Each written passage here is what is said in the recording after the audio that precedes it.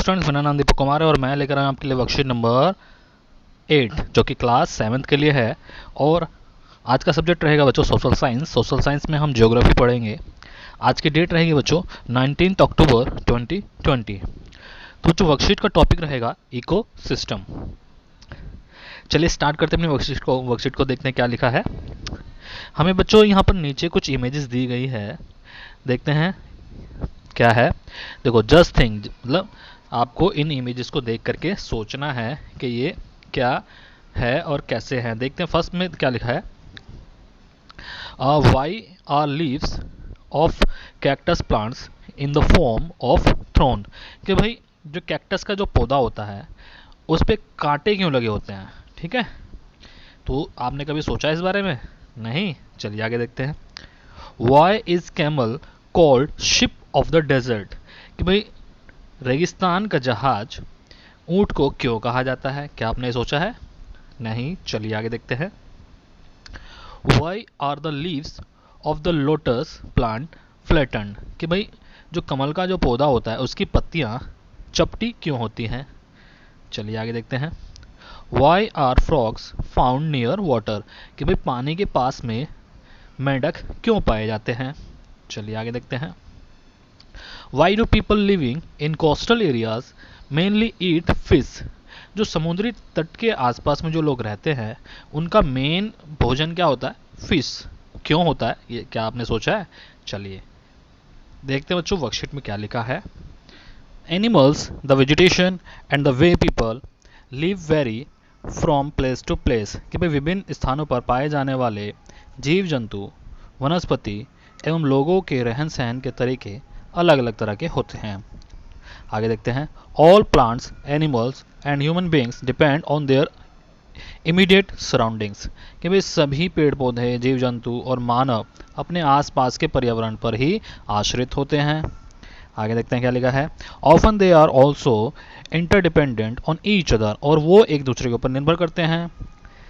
ठीक है, चलिए आगे देखें।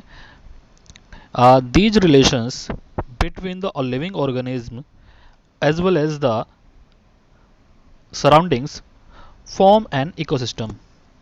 कि भाई जीवधारी का आपसी और अपने आसपास के पर्यावरण के बीच का जो संबंध है उसी को हम कहते हैं परितंत्र का निर्माण। ठीक है, चलिए आगे देखते हैं। इकोसिस्टम को हम बच्चों क्या कहते हैं? परितंत्र कहते हैं। चलिए आगे देखेंगे बच्चों क्या लिखा है। An ecosystem has all the factors that interact in a specific area whether they are biotic or abiotic।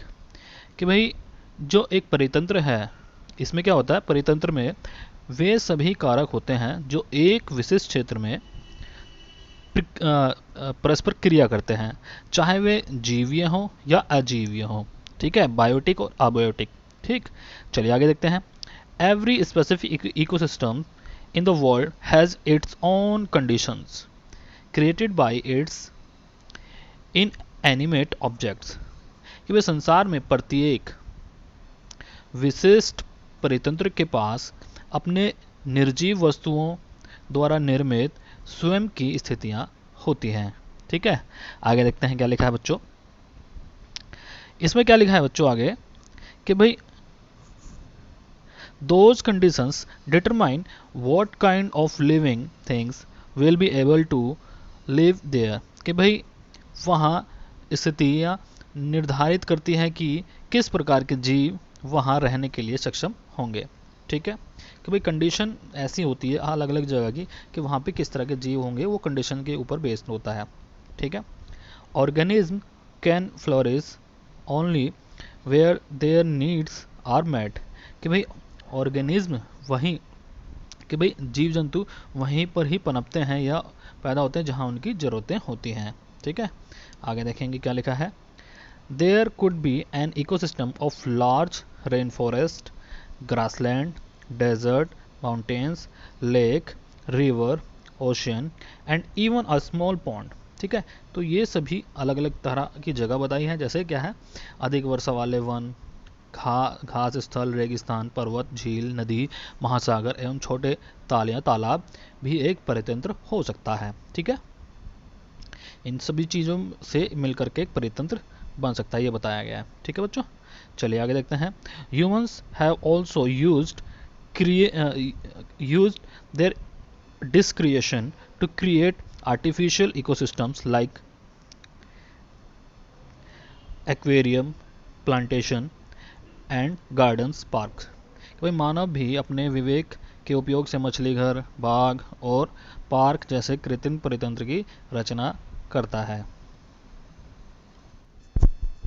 बच्चों यहाँ पर आपको एक इमेज दी गई है, ये इकोसिस्टम का बताया है। इकोसिस्टम किसका है? पॉन्ड के बारे में। ठीक है भाई, पॉन्ड में अलग अलग तरह के जीव यहाँ पे दिखाए गए हैं, एनिमल्स दिखाए गए हैं। ठीक है, तो ये एक दूसरे के ऊपर डिपेंड करते हैं। ठीक, इसी को हम इकोसिस्टम कहते हैं। चलिए आगे देखते हैं। इकोसिस्टम की यहाँ पे एक डेफिनेशन यहाँ पे बताई गई है, देखते हैं क्या लिखा है। It is a system formed by interaction of all living organism, कि भाई ये एक ऐसा सिस्टम है जो कि सभी जीवधारी आपस में एक दूसरे के साथ मिलकर के बनाते हैं। ठीक, with each other and with the physical and chemical factors of the environment in which they live, all linked by transfer of energy and materials। कि भाई इसमें बताया है कि भाई ये आपस में एक दूसरे से भौतिक और रासायनिक कारकों के साथ परस्पर क्रिया करते हैं जिसमें वे निवास करते हैं। ये सब ऊर्जा और पदार्थ के आपस में स्थानांतरण द्वारा संबंध स्थापित करते हैं। ठीक है, तो चलिए बच्चों अब देखते हैं अपने वर्कशीट के कुछ क्वेश्चंस। यहाँ पे हमें कुछ क्वेश्चन दिए गए हैं, इन क्वेश्चन को हम सॉल्व करने की कोशिश करते हैं। देखते हैं फर्स्ट क्वेश्चन क्या है। हाउ इज इकोसिस्टम फॉर्म्ड, कि भाई किस तरह से इकोसिस्टम बनता है। तो इकोसिस्टम की यहाँ पे डेफिनेशन आपको ये बताई गई है कि इस तरह से आपका इकोसिस्टम बनता है। तो फर्स्ट क्वेश्चन का आंसर हम यहाँ से फिल करेंगे इसको। ठीक है, इसका आंसर हम यहाँ से लिखेंगे। ठीक, ये आंसर है आपका फर्स्ट क्वेश्चन का। ठीक, चलिए आगे देखते हैं क्या लिखा है। Which of the following is not a natural ecosystem, कि भाई नेचुरल इकोसिस्टम कौन सा नहीं है। ठीक, तो नेचुरल कौन सा होता है जिसमें ह्यूमंस की कोई भी एक्टिविटी नहीं होती है। ठीक है, कोई भी पार्टिसिपेशन नहीं होता है, वो क्या होता है? नेचुरल होता है। और नॉन नेचुरल क्या है, या नॉट नेचुरल सिस्टम इकोसिस्टम क्या है, जिसको हम आर्टिफिशियल कहते हैं, जैसे कि यहाँ पर बताया गया पार्क। ठीक है, तो बच्चों ये पार्क जो है, ऊपर देखो यहाँ पे आपको बताया है कि भाई जो इकोसिस्टम ह्यूमंस के द्वारा बनाया जाता है वो क्या होता है? आर्टिफिशियल कहलाता है। ठीक, तो यहाँ पर आपका एक आंसर यहाँ पे बताया गया पार्क, तो ये पार्क हम यहाँ से टिक लगाएंगे इसके ऊपर। ठीक है, चलिए आगे देखते हैं क्या लिखा है। Identify the ecosystem with the help of the given hints, कि भाई यहाँ पे आपको हिंट्स बताई गई हैं और यहाँ पे कुछ क्वेश्चन दिए गए हैं, तो आपका इनसे एक इकोसिस्टम बताना है कि भाई ये किस किस इकोसिस्टम में आते हैं। चलिए आगे देखते हैं। फर्स्ट क्वेश्चन को हम रीड करते हैं, क्या है।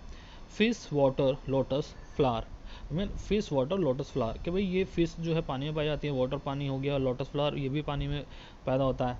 ठीक है, तो ये पानी वाला जो होगा ये किस में होगा बच्चों? देखो पॉन्ड्स में होता है। पॉन्ड्स का में क्या पाया जाता है बच्चों? पानी। ठीक, तो फर्स्ट में आएगा पॉन्ड्स, यहाँ पे आप पॉन्ड्स लिखेंगे। ठीक है, चलिए आगे देखते हैं second question. Sand, camel, cactus, footing, कि भाई जो ये सैंड है, रेत है, ऊंट है, कैक्टस है, तो ये कहाँ पे मिलता है बच्चों? ये मिलता है डेजर्ट में। ठीक, तो हम यहाँ पे डेजर्ट लिखेंगे।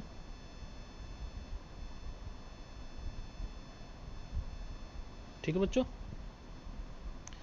तो डेजर्ट पे हम टिक लगा करके यहाँ पे डेजर्ट फिल करेंगे।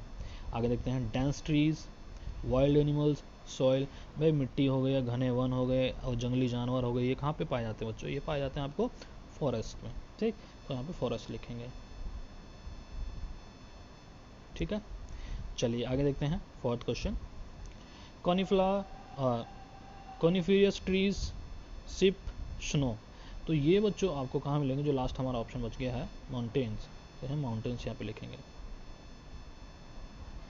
ठीक है बच्चों, तो इसी के साथ बच्चों हमारी ये वीडियो कंप्लीट होती है। हमारी वीडियो आपको कैसी लगी? हमारी वीडियो को ज़्यादा से ज़्यादा लाइक करेंगे, शेयर करेंगे और हाँ सब्सक्राइब करना ना भूलें। Thank you.